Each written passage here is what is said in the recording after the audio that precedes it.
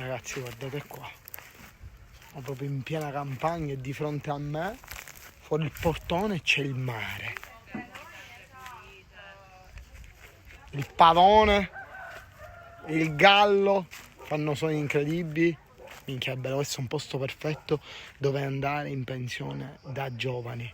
Perché Travagliare obiettivamente è un peccato. Ti devi godere proprio ogni momento, ogni istante, succoso come un'arancia. Questi sono ulivi antichissimi. Guardate, una cartolina.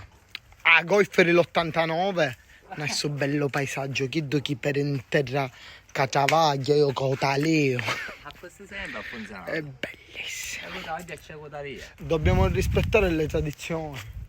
Mi dispiace. Brr. Talecca, o fai di cavallo, un pezzo di zamperone che voi dite fa chiamare la fusione e che ho sei boom, figlio.